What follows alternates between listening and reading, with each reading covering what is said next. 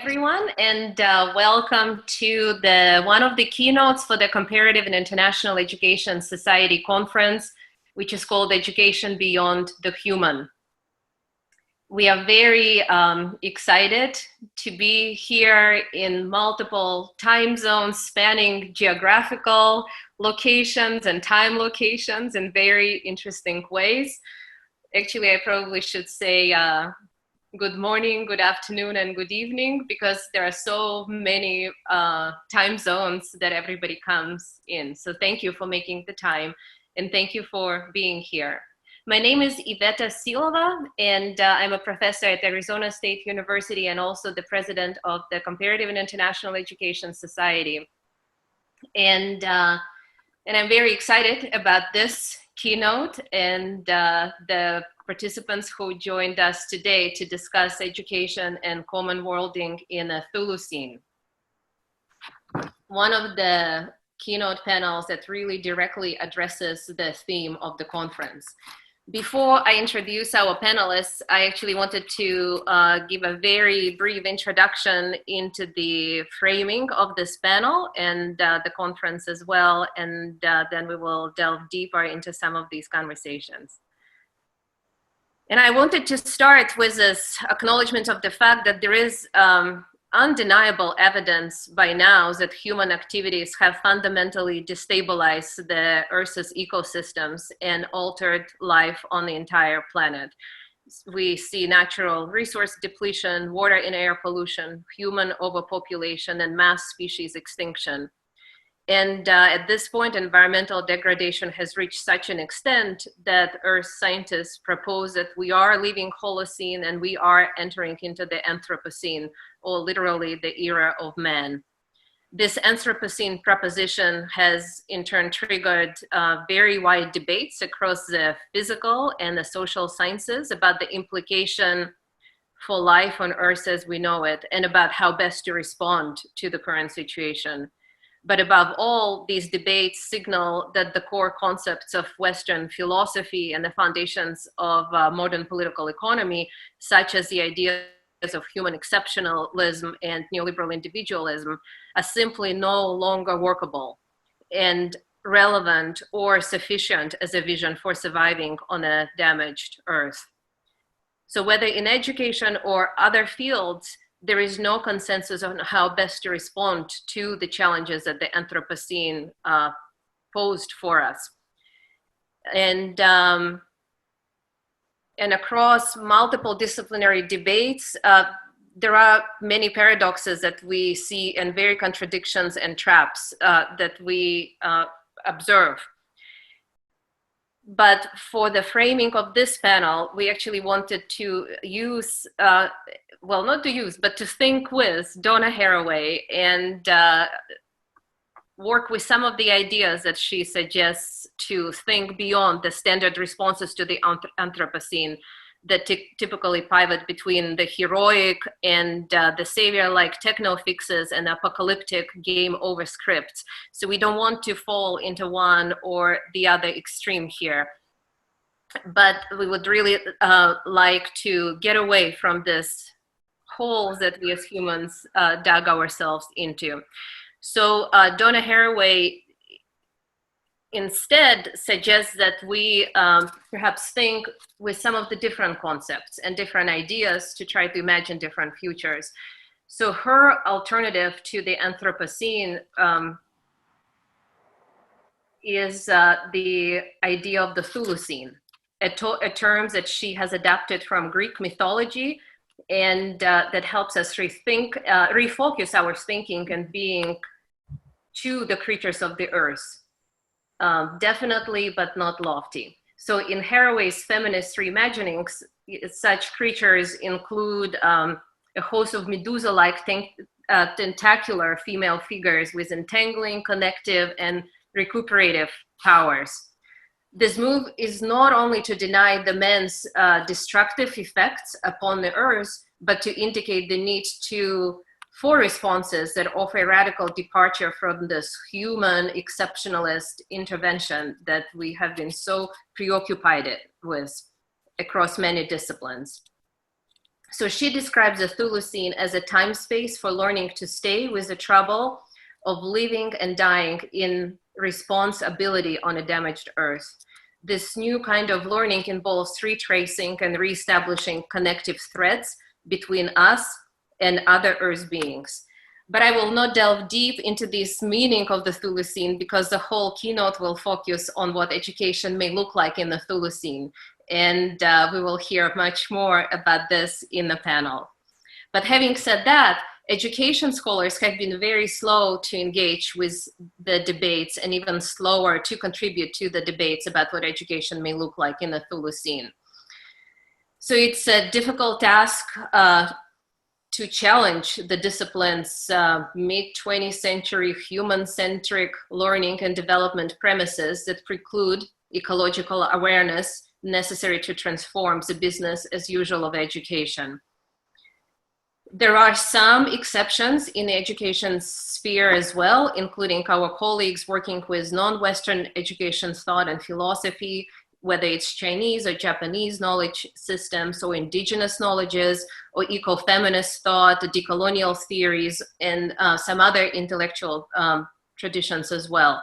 But one such group of early childhood and environmental education scholars, the founders of the Common Worlds Research Collective, are with us today.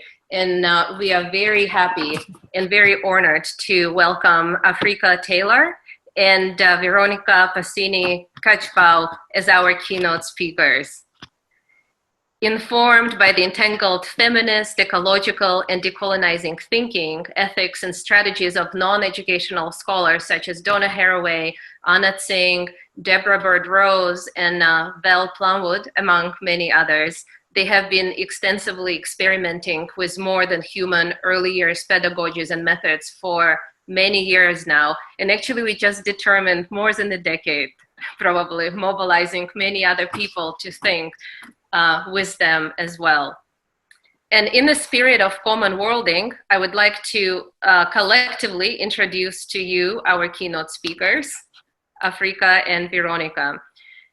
They both share a commitment to exposing and challenging education's complicity with modernity's larger project of colonizing minds, peoples, and lands, and to queering its normative and anthropocentric binary premises.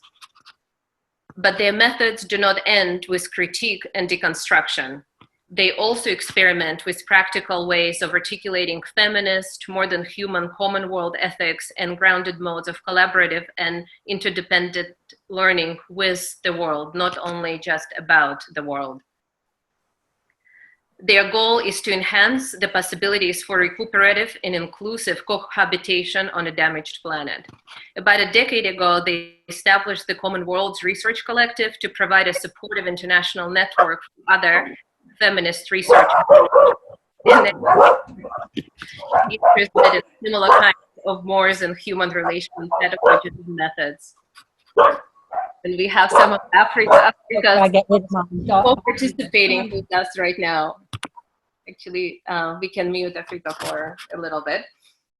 So the collective now has 68 members from 12 different countries, and currently most members are mobilizing these pedagogies and methods as a response to pressing challenges of anthropogenic global warming and mass species extinctions.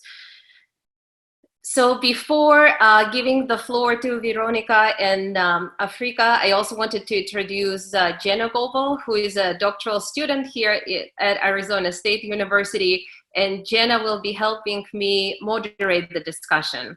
So as you listen to the presentations, please use the chat box to share some of your ideas and reactions and questions. And Jenna and I will be reading through the chat box and then sharing your questions with Veronica and Affrica when we move into the Q&A. So once again, very, very warm welcome to Veronica and Affrica and to all of the attendees who joined us today as well.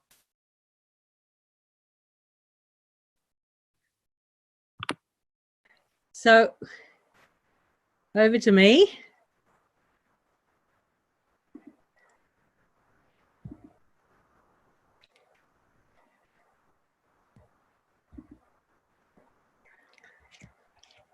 Righto, I hope my dogs don't start barking again in the middle. You'll just have to put up with them. I've tried to lock them out. You might still hear them, but hopefully they can't get right up next to the microphone. So when Iveta approached us to see if we'd be interested in offering a plenary session that simultaneously engages with Donna Haraway's notion of the Chthulucene and showcases the more than human common worlding methods and pedagogies we've been working with, we jumped at the chance. Thank you, Iveta. Veronica, Mindy and I have been closely reading and finding inspiration in Haraway's work for well over a decade now. In fact, it's her notion of worlding, or of making and remaking worlds together with our more than human kin, that underpins our long-standing experimentation with more than human or common worlding methods and pedagogies. Within the dry and earnest world of academia, I also find that Haraway's queer sensibilities, her playfully serious boundary blurring thinking, to be particularly liberating. And it's my enjoyment and appreciation of these same queer sensibilities that have emboldened me to ignore the structuring binaries that keep the supposedly inert geos separate from the living bios in the presentation. But just to make sure from the start that we're all on the same page, I'm just going to give a little bit more background following on from Iveta's explanations too, for those of you who are unfamiliar with Donna Haraway's work. And I just wanted to again recap with a bit more explanation on the pivotal term Chthulucene. So basically Haraway made it up. She's taken the ancient Greek root word, chthonic, which refers to the Earth's forces or the underground, and combined it with the suffix "cene," which refers to the geological era or the epoch, as in the Holocene and the Anthropocene. Basically, she's invented this term Chthulucene to refer to these emerging current times as the era of earthly and underground forces. She's been playing with this concept for a few years now. She's written quite a few articles about it, but she extrapolates upon it in her book, Staying with the Trouble, Making Kin in the Chthulucene. And of course, there's a reason why Haraway came up with the outrageous term Chthulucene. At the beginning, we weren't sure whether she really meant it or not. She did so to displace the Anthropocene, the widely adopted geologic term that signifies that we've now moved out of the Holocene and literally into the new age of man, as Iveta just recapped. Her aversion to the term Anthropocene is not based on a rejection of the scientific evidence that links carboniferous extractive and consumptive human activities with planetary scaled Earth systems collapse.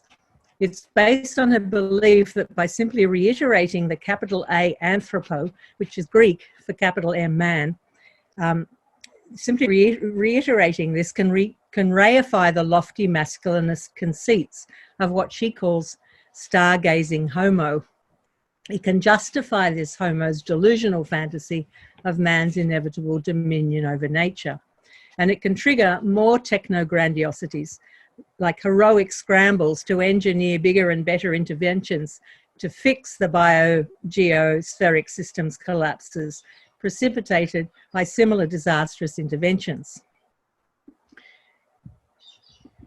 So, ever committed to seeking and telling different stories in order to avoid entrapment in the established disorders, Haraway returned to Greek mythology in search of an alternative, modest and grounded figuration.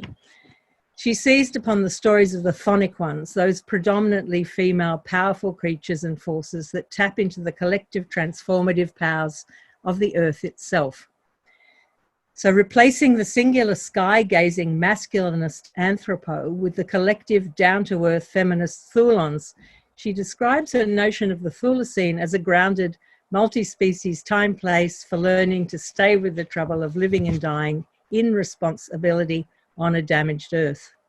And she also clarifies that the time and time-place of the Chthulucene is here and now. It's not in the future, we're in it. We see our common worlding pedagogies as constituting a current and situated chthonic time-place for learning. This is because we specifically attend to our troubled and troubling on the ground everyday relations with a damaged earth and its creatures. So unlike mainstream education, common-worlding pedagogies don't focus upon individual human development, cognition, and agency within exclusively socio-cultural contexts. By playing emphasis on how worlds are made in common, our pedagogies counter the cultivation of increasingly all-knowing individual subjects.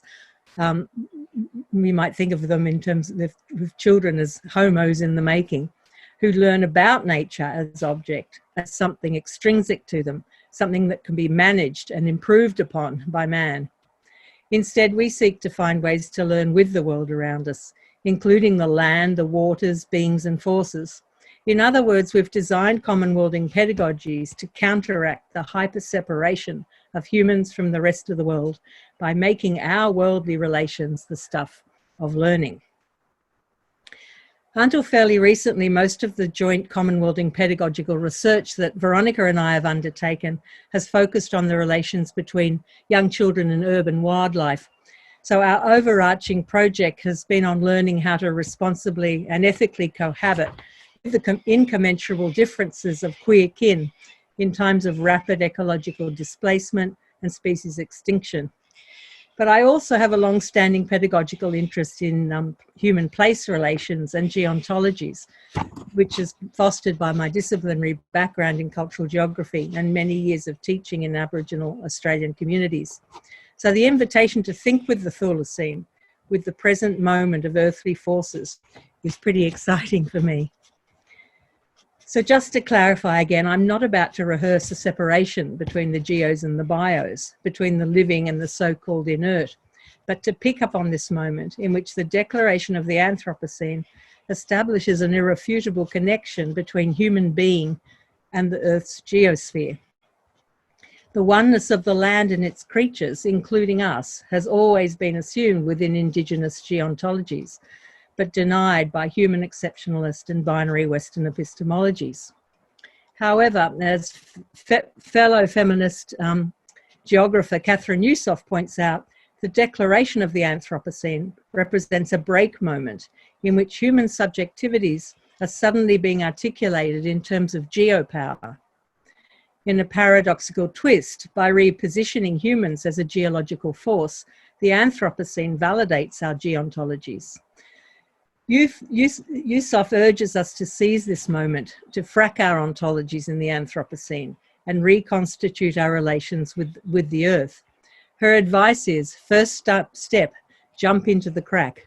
This is an earth revolution. I interpret her call quite literally as an invitation to jump into the geofissures of the seismic chthonic forces that have directly impacted on me. Part inheritance, part inspiration, these forces come together in my revisioning of recuperative education in the Chthulucene. So this is my first inspiration. It's the hardcore geological matter of my local neighbourhood, just up the creek up here to my left.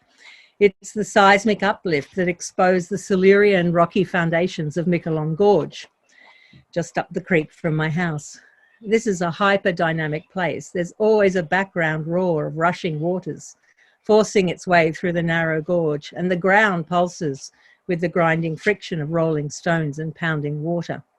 The ionized air is alive with freshly released energy, and occasional fault-line tremors jolt my perception beyond the contractions of human scale. The gorge is a very impressive chthonic force. According to geomorphologists, a series of eruptive events over 4 million years ago laid down the volcanic bedrock foundations of this area, only to break apart during a subsequent seismic upfold that shaped adjacent mountains. This gorge is a secondary fault line through the mountains. At some point, this fault line cracked open, uplifted and exposed the alcathones, the 400-million-year-old volcanic bedrock in the cliff face, itself migrated from elsewhere. So the point of telling you all of this is to underscore that even bedrock cracks under pressure and is continually on the move. Although it's tempting to take the hard certitude of rocks as a counterpoint to the vicissitudes of life, this elemental side of powerful, deep-time geofracturing and collision forcefully reminds me that even the Earth's structural foundations are inherently transformative. What impresses upon me when I reflect upon hanging out at the gorge, which I do every day, is that when even bedrock is continually on the move, surely the merely mortal foundations of today's education system can't be that hard to dislodge.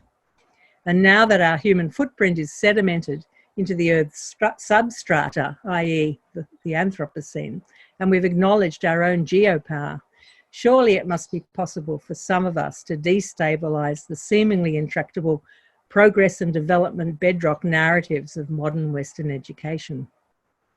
Witnessing rocks on the move reminds me that nothing holds firm, encourages me to jump into the crack and redouble my efforts to hack the Anthropocene and shake the bedrock of Cartesian education in the Chthulucene. So the next chthonic force I'm paying homage to is a figurative one. It's an unearthing and returning to an old story that has renewed currency in the Chthulucene, and also is my kind of Haraway-inspired springboard into speculative fiction. It's the ancient Greek story of the regenerative potency of Persephone, the goddess queen of the underworld. As legend has it, Persephone resides underground in the winter, but emerges from her subterranean world every spring. When she emerges, she pushes the green growth of new life up through the earth, earning her the additional status of a botanical fertility goddess. For me, the most notable aspect of Persephone's multiple attributes is that her transformative power to bring new life to the surface of the earth always comes from the earth below. Scholars in the Canadian-based Persephone project focus upon the more than human temporal dimensions of the Persephone narrative. They look to the earth time in an era of ecological crisis to provide an antidote to the reductive human-centric notions of time that are so prevalent in modern society. From Persephone, we inherit the chthonic potential to break new life-affirming ground in tune with the earth's seasons and rhythms. We just need to tap into it. To learn how to do this, we might look to the mass worldwide uprisings of hundreds of thousands of courageous school students. I see them as Persephone's children, a groundswell movement of rising young insurgents, forcefully pushing for the future of a more livable earth. They don't impose their will from above, like the singular figure of the omnipotent anthropo, the arrogant sky-gazing homo. Instead, they emerge from below. They form collectives, they spread out in all directions, and they forge new global connections, just like their chthonic ancestors. With mantras like, "What I stand for is what I stand on, and there is no planet B," they put the earth firmly at the center of their concerns, and their claims that your oil is killing our planet and there are no jobs on a dead planet draw attention to the ways in which the greedy growth at all costs agenda of carboniferous global capitalist extraction is blinding political leaders to the one thing that matters most, the equilibrium of the earth that issues and supports all life, our own included. Like Rachel Carson in Silent Spring, the school strike for climate activists speak inconvenient truth to power in two ways. First, they identify the human greed and hubris that is depleting the earth and destabilising its geobiosystems. And secondly, they loudly proclaim that staying silent about this destruction is not an option. If the adults won't speak up, they will. In both of these ways, the mass of uprising students, Persephone's bountiful children, also call educators to account for the ways in which the business as usual of anthropocentric education is also part of the problem. They require us to confront the ways in which the prevailing human capital progress and development narratives that drive modern Western education systems are the same narratives that feed the delusional, unending economic growth fantasy of carboniferous capitalist extraction. They confront us with our own complicity in neoliberal education's mission to prioritise productivity over intergenerational ecological justice. Greta Thunberg's impassioned words make it clear that the amassing momentum of the underground movement of striking students is unstoppable. We will not let you get away with this. Right here, right now is where we draw the line.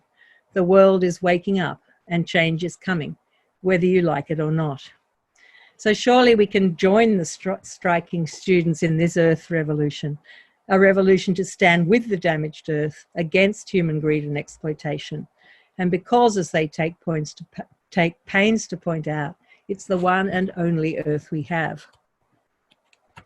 There are some hidden traps, though, and as Haraway would be the first to caution, it's important that we don't simply join forces with the student-initiated revolution with the intention of heroically saving the Earth as good humans or good anthropos to the rescue. We need to resist being seduced by the lofty sky-gazing homo, by the conceits of man's exceptionalism, by the belief that it is our exclusive capacity to intervene and save the world for the children. Rather, we need to work in conjunction with the students and, most importantly, also with the Earth. Let's take the words of Greta Thunberg literally.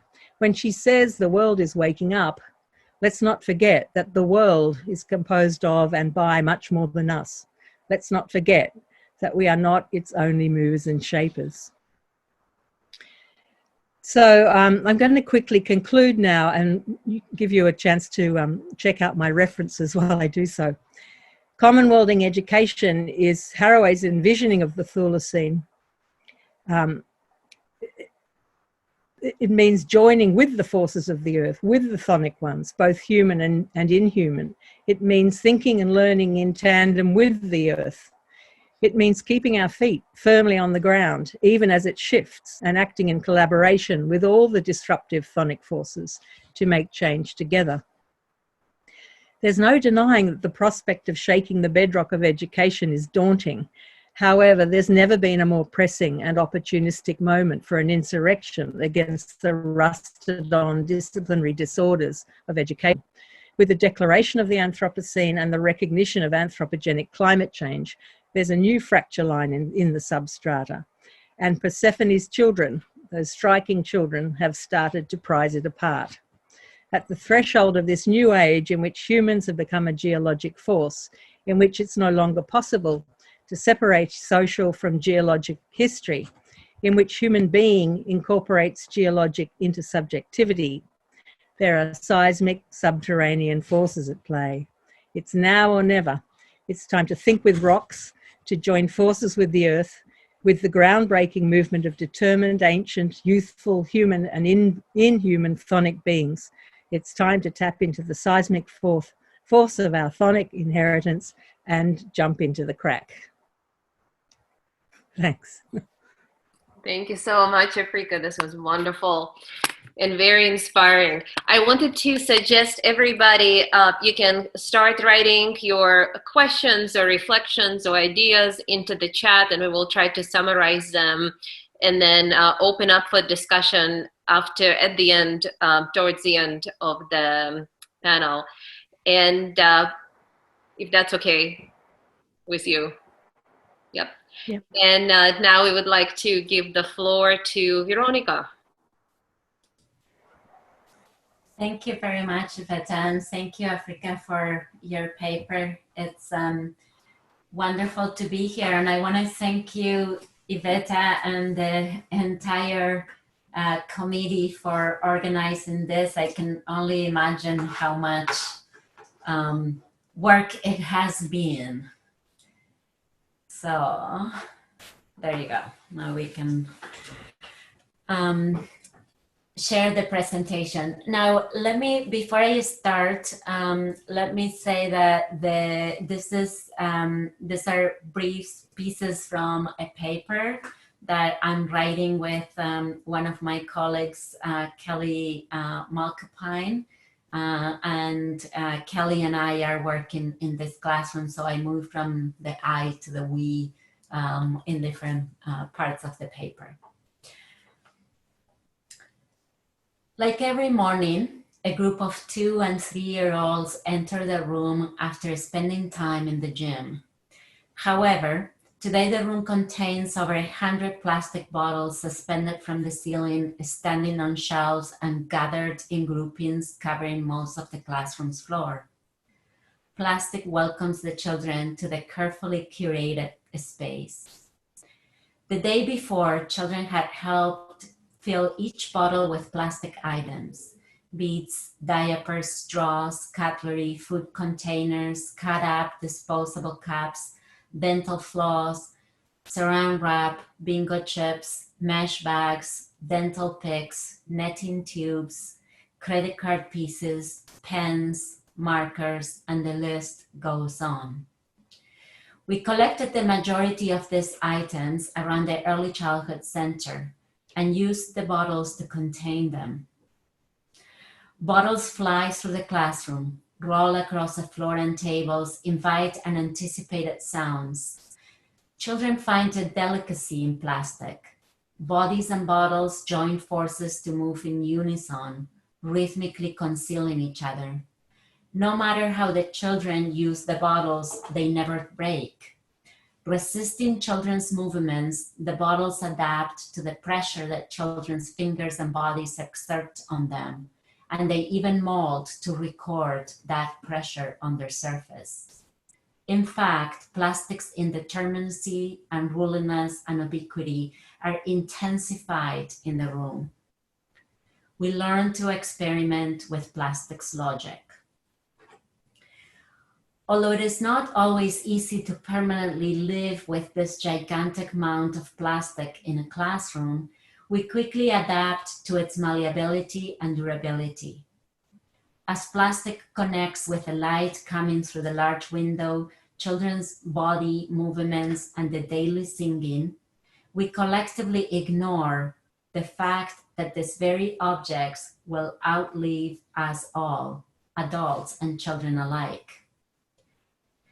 This is the 21st century classroom, the queer synthetic classroom of the future, that might invite children to live in a plastic world that keeps it in sight and in mind, rather than trying to manage and hide it. This paper sketches common world in plastic pedagogies through the figure of the Chthulucene.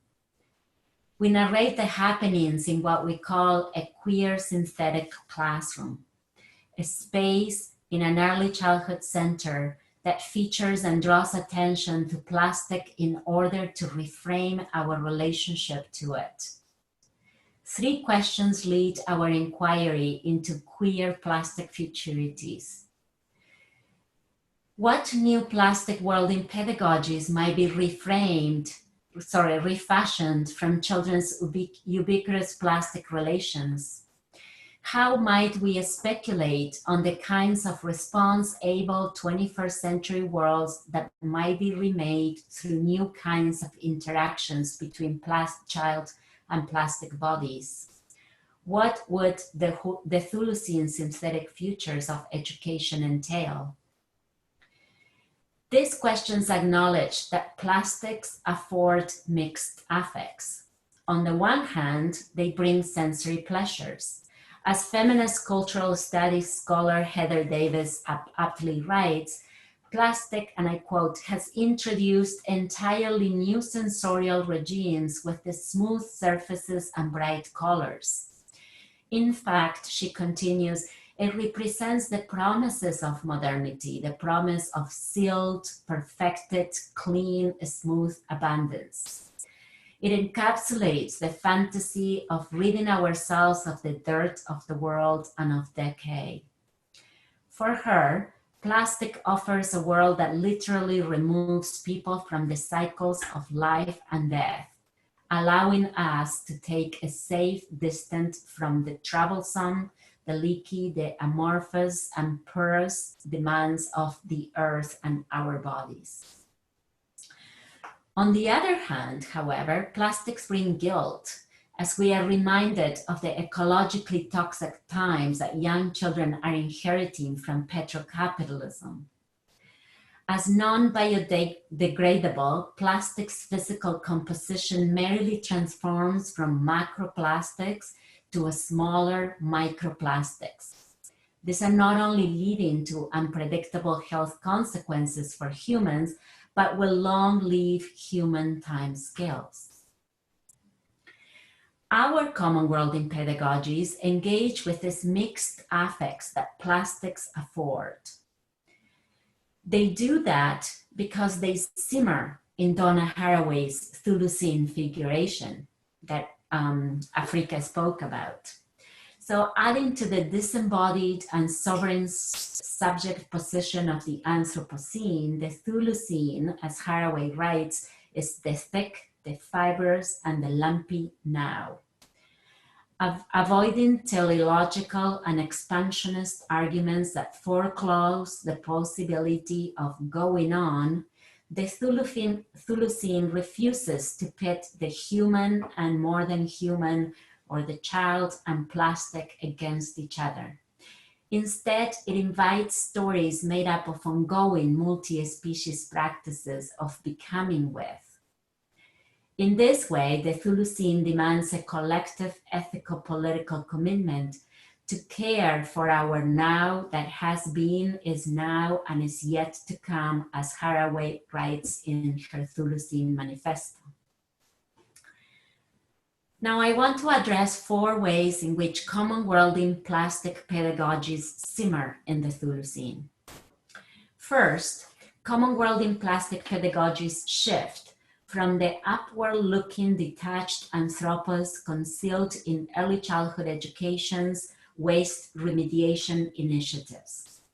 Inspired by waste environmental scholar Meyer Hurd, common worlding pedagogies resist the R's, reduce, reuse, recycle, and the neoliberal push that trains children to become good environmental stewards by managing the externalized plastic problem. These pedagogies dislodge the strong, morally infused ideological statements that remediation initiatives stick to. For example, that plastics equal evil. They displace the logics of plastics out of sight and out of mind, like Hurd says, that drive recycling behaviors by making plastics center stage. We bring plastic in. We embrace plastic's ubiquity. Second, common worlding plastic pedagogies embrace David's suggestion that because plastics are not going away, especially now that China has stopped accepting our plastic, we need to learn to live with them in empathetic and collaborative ways. Acknowledging that there is no way to extract one's life in the 21st century from plastic, as David says, common worlding plastic pedagogies experiment with creative strategies to learn to live with plastic's toxicities without necessarily celebrating them. Third, common worlding pedagogies work with the impossibility of separating plastics out from children's bodies. They embrace the provocative idea that we can no longer separate our fleshy human bodies from synthetic polymer bodies, which, by the way, they have only been patented quite recently in 1909. So they are a new, very new species. In other words, these pedagogies join forces with the mixed and dangerous powers of the Chthulucene to acknowledge the earth-focused chthonic inseparabilities of children's synthetic lives. And finally, our common worlding plastic pedagogies treat plastic as chthonic queer matter. As David reminds us, plastic's queerness lies in the fact that first, it is a potent petrochemical compound, yet it has been unleashed from the earth. So it is organic and inorganic at the same time. And second, that it exists outside of the proper logics of decay and transformation. And I quote, in its own category of creation, where microbes and bacteria have not yet widely evolved to use its incredible energy sources. So let's go back to the classroom. The queer synthetic classroom is enchanted with the work of artists. Amongst these works is Pinar Yolda's An Ecosystem of Excess, which inspires the children to think with plastic otherwise and embrace its queerness. Yoldas thinks with 3 questions, and she says, if life evolved from our current plastic debris-filled oceans, what would emerge? What would happen if life started in the ocean? And what if creatures what if new creatures emerged that could live off of plastics? Although I don't have enough time to do justice to her provocative figures, I want to mention 2 of them. First, a colorful stomach that you can actually see behind me over here, inside a test tube that can digest 16 different types of plastic.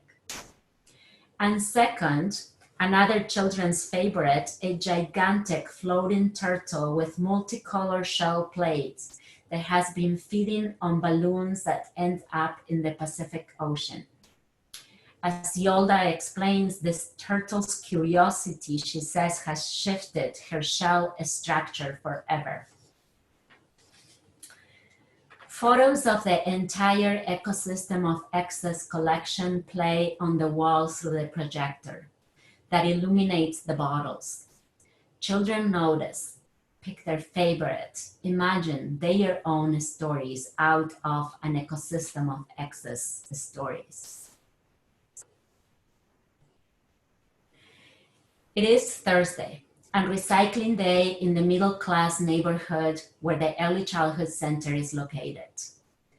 Walking through the neighborhood and inspecting the recycled blue boxes is a new routine for the synthetic imaginaries that we are composing. As soon as the children spot a blue box ahead, they excitedly run towards it to begin the inspection. Which bottle will be most suitable for our collective space? A ketchup bottle, 3 Coca-Cola bottles, and a small bottle of Tropicana orange juice are the exciting finds from this residence. The children ran alongside the sidewalk to the next house. 5 small bottles of water and 1 bottle of Canada Dry or ginger ale for those outside of Canada. After searching through 4 additional recycling boxes and unable to fit more bottles into the collection, we returned to the Early Childhood Center with a large overfilled wagon. Repeating what we have done for the last month, children wash each single bottle in soapy water, remove the labels, which they place inside the bottles, and dry them thoroughly. Each bottle is then filled with other plastic items and joins the mound that has been piling up in the classroom. More and more plastic materials make it into the classroom. For a few weeks now, we have been gathering plastic bags. Today, we invite the children to sit at a table to carefully flatten each bag, one by one. It takes us more than 3 weeks to collect a sizable pile of flattened bags. Then with an iron in hand, we spend the next few weeks fusing the plastic bags into fabric. Aware of the dangers of inhaling toxic fumes from the plastic, we set our ironing station right outside the classroom.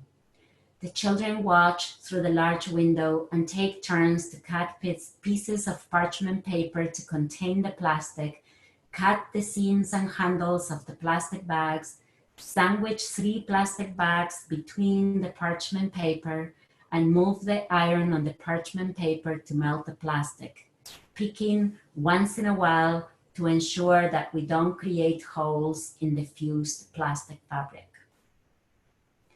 The children are then ready to design a whole series of garments, which they proudly and playfully fashion around the queer synthetic classroom as they create stories of their own.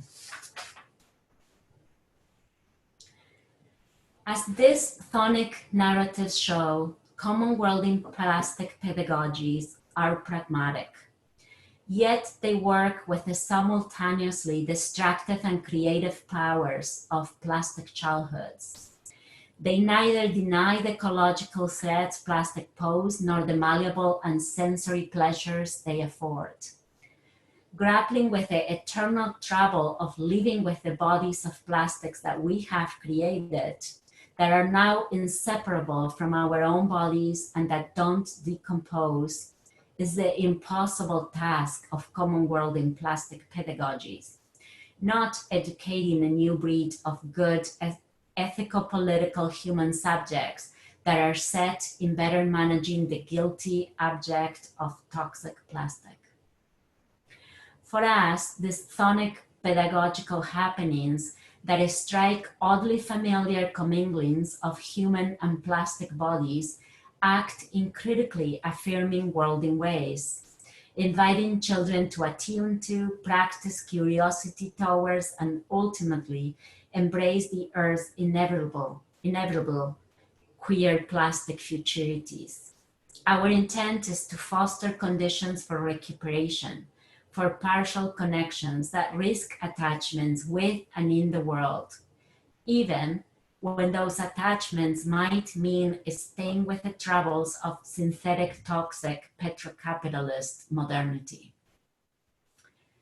To conclude, I like to end with a note of caution for education. We are not measuring outcomes. We are not monitoring children's change of behavior in the classroom, or how children are reducing their use of plastic at home, or whether they are more motivated to engage in recycling. To do so would be to fall back into the human hero story, the anthropos story, which created and upholds both the structures framing plastic problems and the illusions that humans alone have the sole power to fix the waste problem. Thank you. Thank you so much, Veronica. We will open it very soon for the questions, so please start writing some of the ideas, questions that you would like us to discuss together.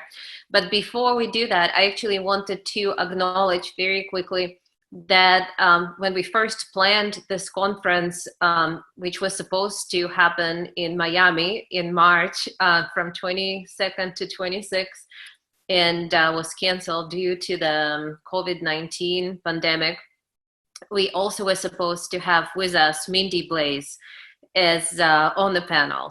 And so unfortunately, Mindy was not able to join us today as a speaker, but I wanted to just acknowledge that she definitely has contributed to a lot of thinking about education and the Chthulucene as we were preparing for the panel.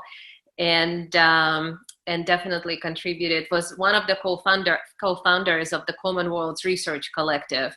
And I hope that Veronica and Affrica can take the time also to maybe share a little bit more about the Common Worlds Research Collective, which is, we just calculated, is almost a decade old. So first of all, congratulations on creating the space for thinking with you and with these ideas, and also for mobilizing the community of educators to work, to think with you in such provocative and very, very necessary ways.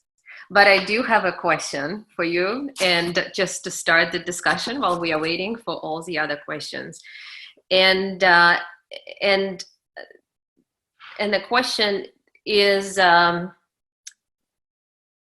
about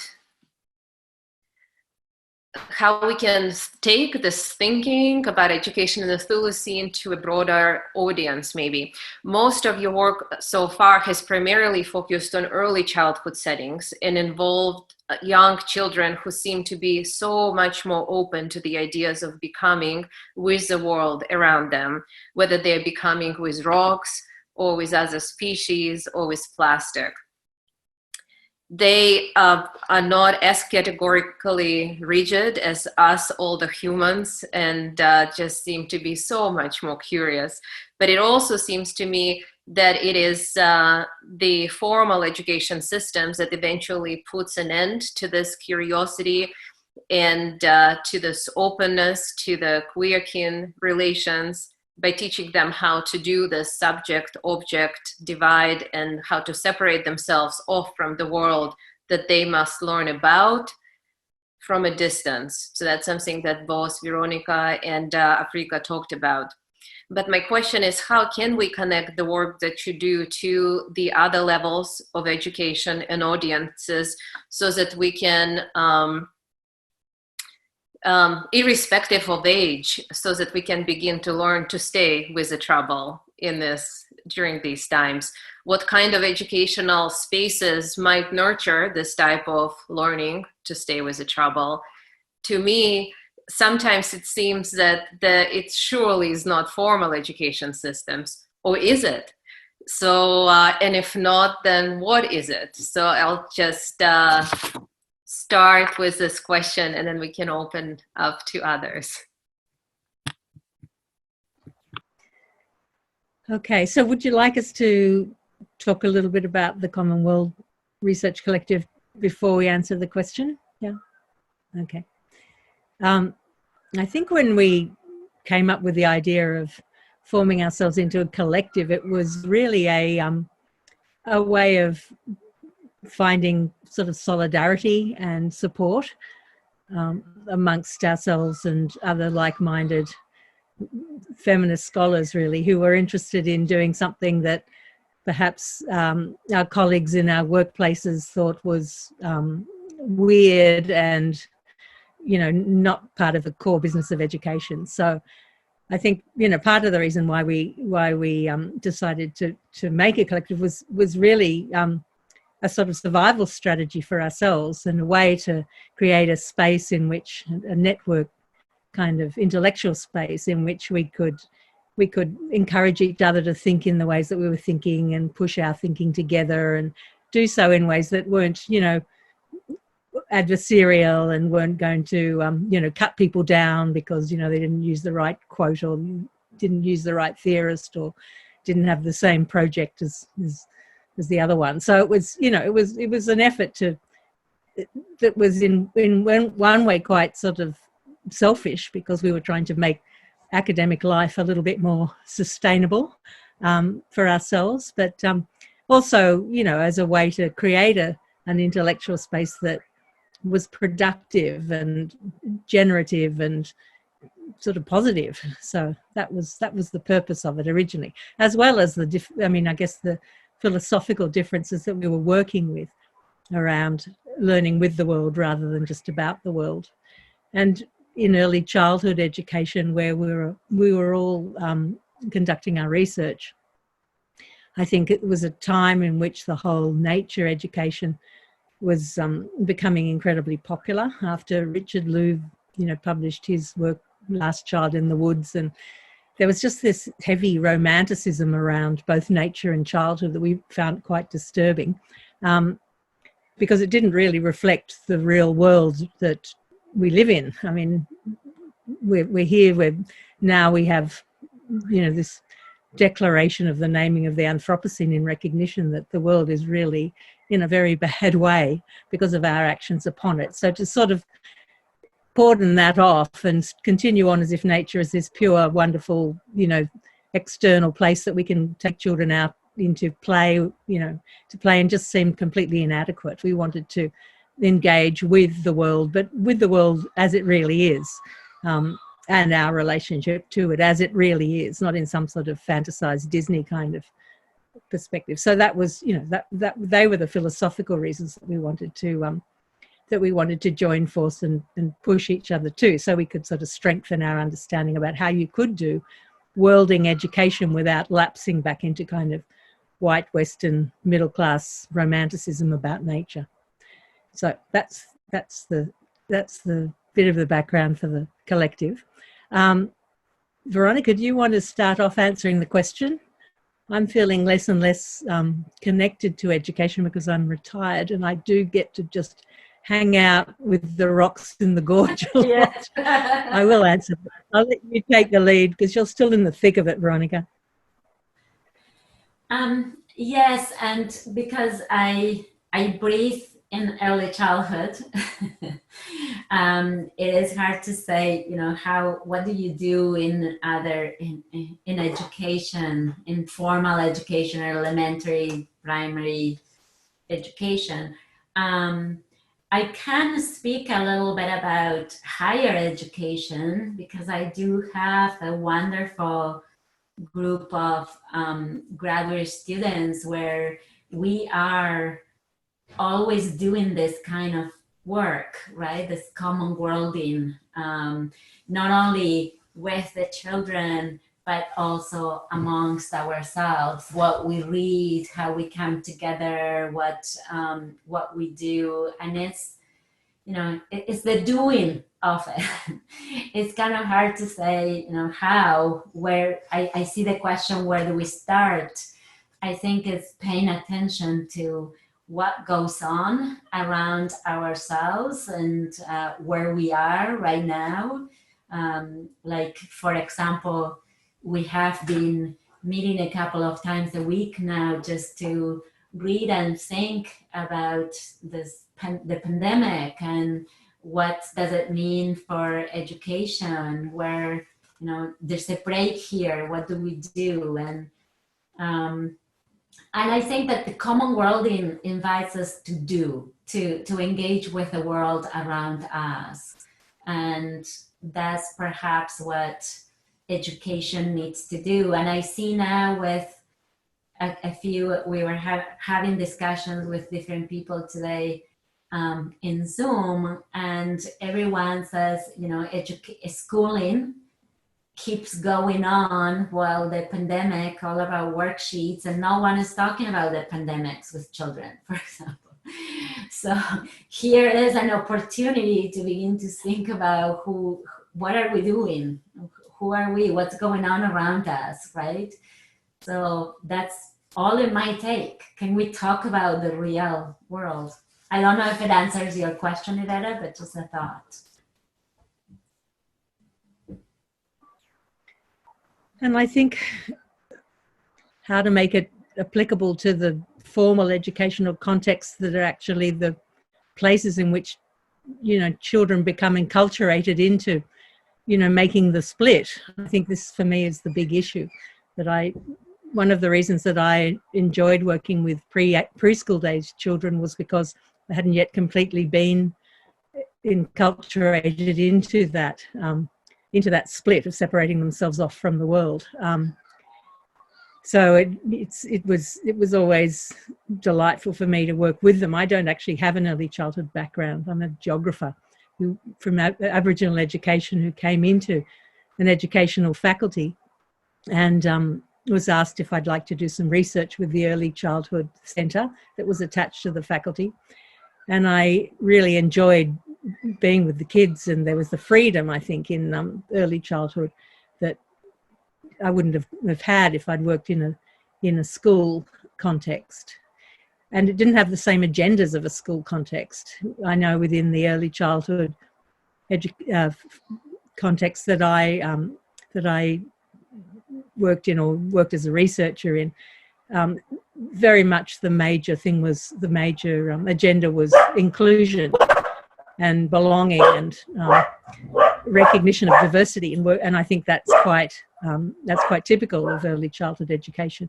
So what I was interested in doing was just extending the notion of inclusion beyond the human, so including human diversity but non-human diversity as well. How do we engage with that? So I think obviously there are all sorts of structural issues and agendas within formal mainstream schooling that make this kind of work so much harder. I think that the place to begin is probably with our own mindsets. So if we start to think about the ways in which we might be kind of agents as educators in, say, classroom settings, as agents of of reinscribing a sort of separation between ourselves and the world that we're studying. If we become really aware of that through developing a much more ecological consciousness ourselves, the ways in which we're already entangled within it and already a part of it and already interdependent and mutually vulnerable, all those types of things. If we have that consciousness ourselves, it's got to affect the way we practice. So how can we as educators in any educational context continue to operate, in a subject-object divide kind of framework if we're thinking ecologically? All I can say is whatever comes out of an educator with an ecological consciousness wouldn't be the same as the subject-object divide rehearsal that education kind of assumes. And I guess this sounds going to sound very sort of simplistic, but there's always the field trip, which I think is is a sort of a baseline for all geography education, but it's so kind of significant. I mean, it is a kind of an interaction, but then again, it's a matter of what you do with it as well. So thinking that learning can occur in the real life encounter, in the face-to-face with the world around us, and it doesn't have to be outside the school ground either, or the university campus. It can be on it, it can be in it, but just with the world, just an encounter with the world, that sort of notion of being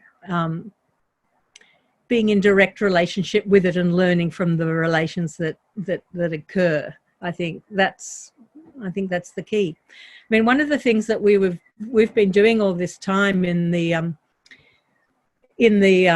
Early Childhood Research Collective, and certainly in the different gatherings that we sometimes have, which we had over the years quite a few gatherings at this place where I am, which we call bush salons, where we basically experiment with method. We do all sorts of weird and wonderful things, particularly focused around the river, the creek here, and that gorge you saw.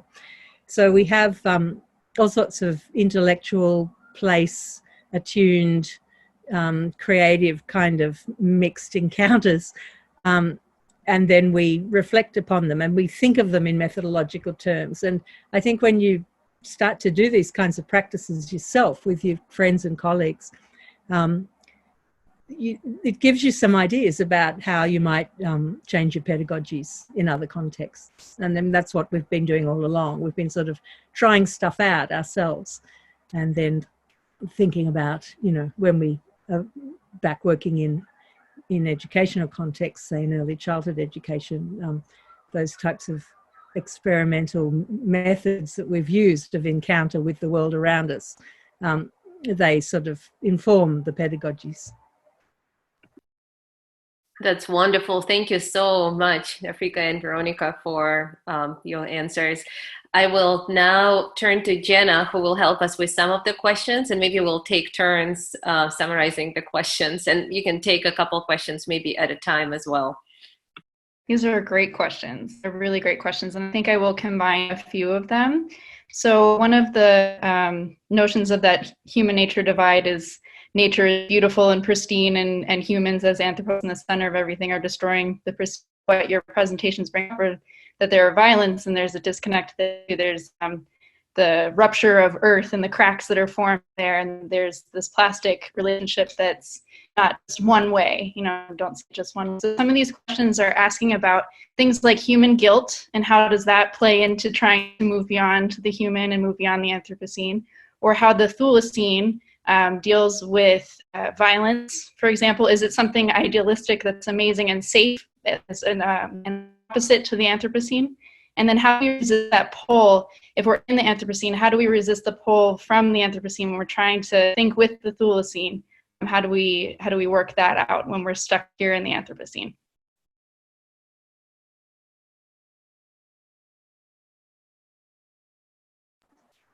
Okay, I might leave Veronica to answer the guilt one, because we had some interesting conversations around her plastic classrooms project in relation to the guilt issue. how do we move from the sort of violence of the Anthropocene into the, you know, the kind of possibilities of the Chthulucene? Well, I mean, it is one and the same thing. The Chthulucene isn't a different time and place. It's the same time and place. It's just a different mindset about how we live it and what we do with it. And I think the major difference is stop thinking of ourselves as heroes. So part of the problem, I think, with most environmental stewardship kinds of approaches to the mess that we've created and we now find ourselves in, is that there's a split that occurs immediately between the sort of bad humans that caused all the problems and us, the good humans, who are now going to kind of come to the rescue and fix it all. And these days, it's just feeling more and more sort of Donald Trumpish to be thinking those ways in terms of goodies and baddies all the time. And we're always the goodies and those other ones are always the baddies. It's just no good anymore. You've got to get rid of that script. It's no good. And I suppose the Chthulucene script of, you know, where we're at, it's, you know, there's a lot of damage and we're still in relationship and things are fairly perilous, as we're all feeling very much now because of a virus, right? Because of a virus. So I think we're not immune to the world. We're part of a world. We're vulnerable to that world. We're in heaps of trouble. There's no way out of the trouble. We just got to sit here and face it. But how do we do that? Not to become heroes to try and rescue everybody from, but to work with the world that we're with. And I guess the Chthulucene invites us to work with the earthly ones, with the ones of the earth, with a recognition. I suppose I was trying to say in my talk, to think about ourselves as creatures of the earth. We are creatures of the earth. The earth creates the conditions of possibility for our life. We are earthly creatures. And I suppose thinking about the kids who are protesting and trying to get adults to take notice and take action against, you know, to prevent further carbon emissions and make climate change even worse. Thinking about them as sonic, as sort of children of the earth is I guess it's a different way of thinking. But having said that, you know, there's always the danger then that we can slip into heroicism again, even when we're thinking about uprisings from the earth, groundswell movements of people all around, you know, rising up. That's very chthonic. But I think the point is we just got to beat back that heroic impulse as we go and keep ourselves grounded and keep thinking, okay, we're mobilizing that chthonic force. We're creatures of the earth getting together for the earth, but we've got to not sort of take off and think, you know, we're sort of somehow going to be these saviors. We've got to stay with our feet planted and work with the earth itself. So I think that's what I was trying to say.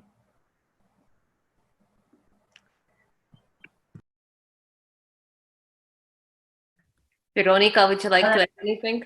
Yeah, sorry, I was distracted by the questions. Well, I think that what Affrica just noted applies to the idea of feeling guilty too about plastics, right? The plastics are not going away. So we could feel guilty and then begin to try to fix the problem without or thinking that we can fix the problem alone, right? If we think about waste, like if we don't have bacteria, waste is not going to go away. So it's not up to us. So we need to stop thinking that everything is about us. We might feel the point for us where we are experimenting with children is being in that mixed affects that plastic produces, the guilt of it and the beauty of it too, because we play out a lot with the beauty, but also the out of sight, out of mind. You feel guilty, so you put it away, you put it in the recycling bin, right? And you forget about it, but it doesn't go away. it just goes away in your mind and you feel good about yourself. You don't feel guilty anymore. And so we are trying to break some of those affects that that we have developed around plastic. Mm-hmm. It's interesting that in the so actually somebody asks to make the questions visible. So if you look, Veronica, under answered, you will see all those questions. But so there was a couple of questions here. One from Bess Blues-Wadner, who asks, in what ways is the work you do led by children? And we also have Mimi Blog, who is asking, who says, hi, Affrica and Veronica, this is fantastic, thank you. How is your work focusing on the global inequalities, the materials, the cultural geographies of the world around and in us? We are seeing again all of these inequities. Please comment on the now as well as how you imagine the future. Yes. Hi, Beth, and hi, Mimi. In terms of how the children, what did you say, how the children are leading the work?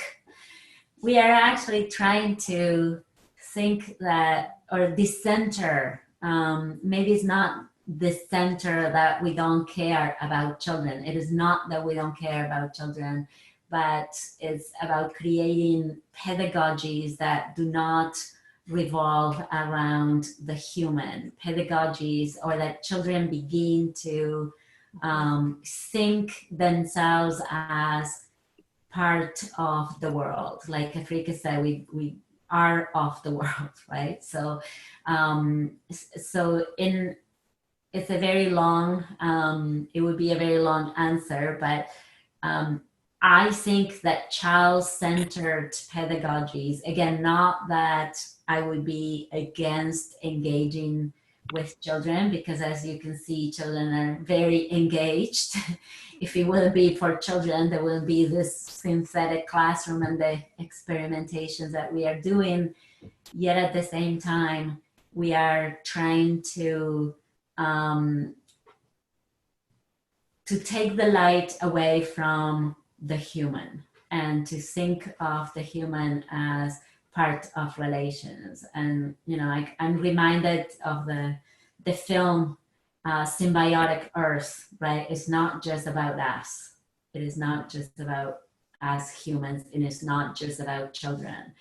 And I think that that is the divide that education needs to ponder about how do we continue to teach children that it's all about us humans, that humans are at the center of the world. And maybe repeat about inequalities and. Mm-hmm. 1 second, let me quickly find it. I know, they keep going and I lose them. Okay, so how is your work focusing on the global inequalities, the material and the cultural geographies of the world around and in us? We are seeing again all of these inequities. Please comment on the now as well as how you imagine the future. Yes, how do I imagine the future? I think I imagine a future where we are in, right? We're all in. Mm-hmm. The inequities, yes, absolutely, right? We do live in a capitalist neoliberal society that just by that is inequitable, and we can see this in the pandemic, and we have created these inequalities, and we need to work with what we have. So the inequalities are going to continue as long as we don't face the capitalism and neoliberalism. And now we have such a good opportunity. It's really awful to think that I'm going to capitalize on the pandemic. I'm not trying to capitalize on the pandemic, but we do have an opportunity in education to rethink what we do and you know, we have to begin to talk about, like, we didn't get here just because the virus came from a bat or an animal. We got here because of what we have done. So. Thank you. On this question of the future and the now, actually, I wanted to really briefly mention that as part of the conference, we are working with an artist in residence, Xavier Cortada, who moved with us into the virtual space. So as part of this conference, he actually is creating a mural, which he's working on at home right now. And part of the background for the mural are letters to the future that he's asking all of the participants to write. And this is a way for us to not necessarily imagine the futures, but to think of ourselves as directly connected to those that will come behind us, in front of, well, before that, those that will come after us.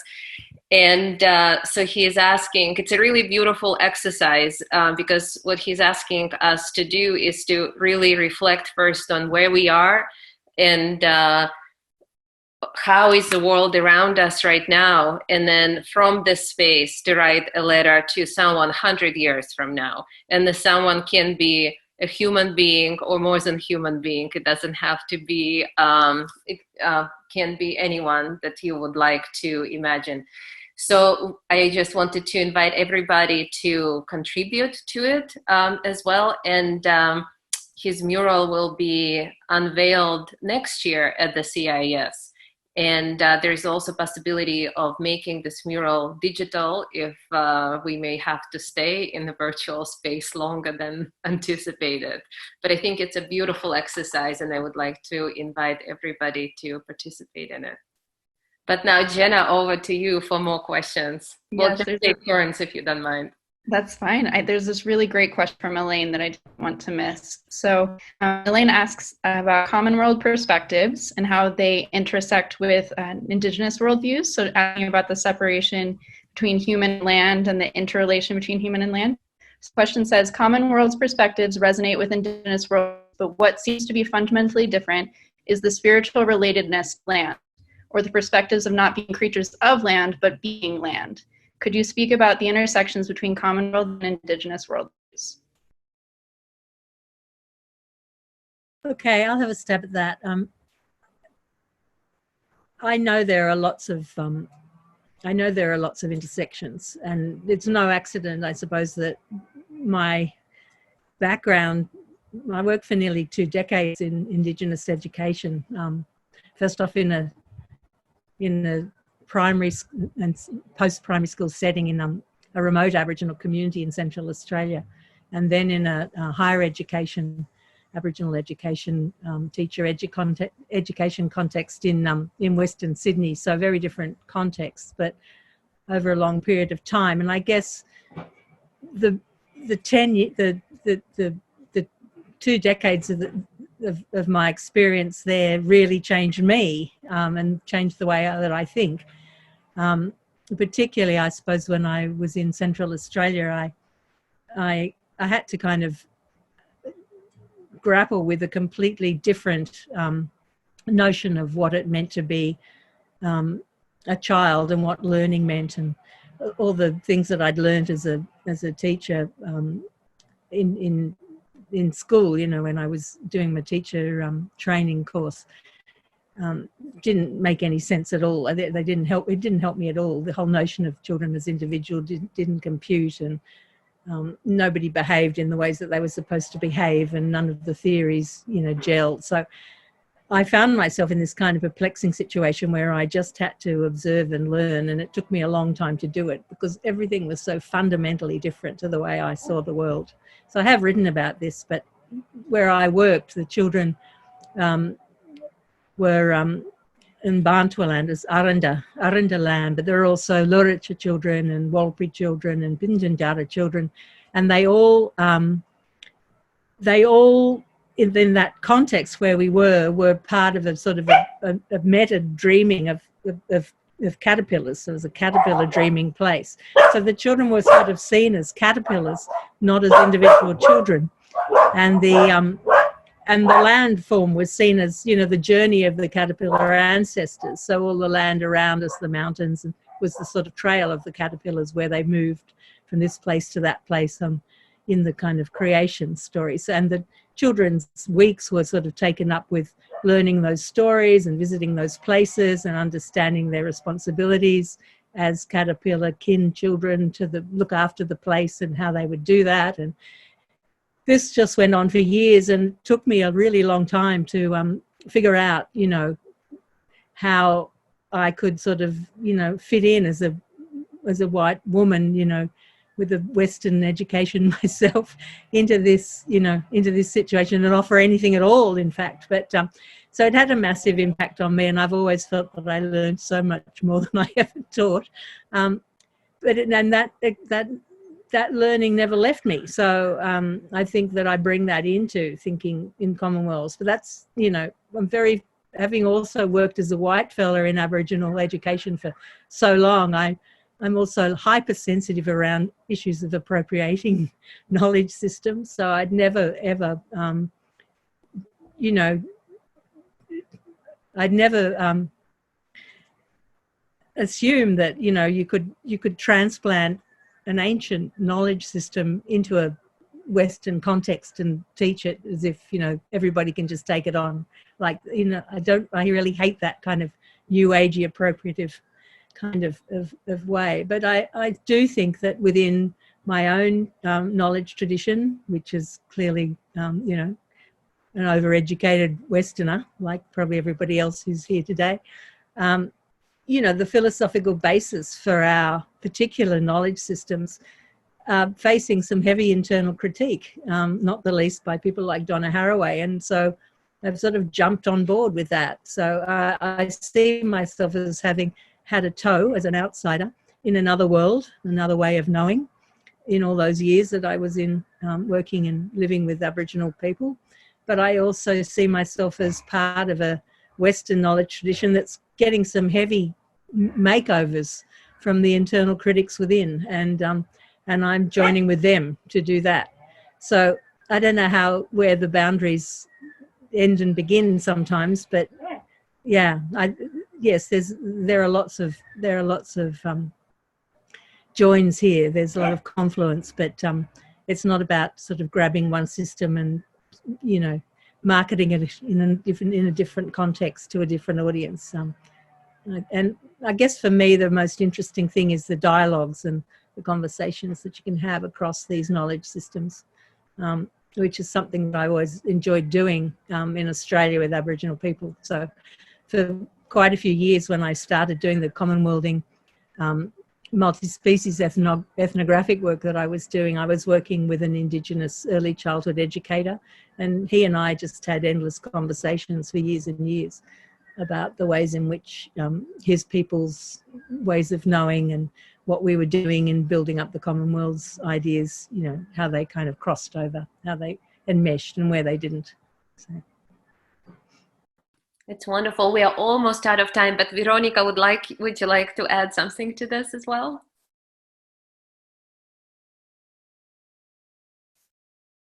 No, I think I'm okay. Just I will repeat what Affrica said. I think that, you know, we always have these conversations, particularly around appropriation, but this is, yeah, it's something that is always in our mind. Mm-hmm. Well, we have a few more questions that are unanswered, and we are almost out of time. But I have some good news, because before the webinar started, Veronica and Affrica and I discussed that we will take all of the questions that we were not able to answer, and we will move them into the online forum.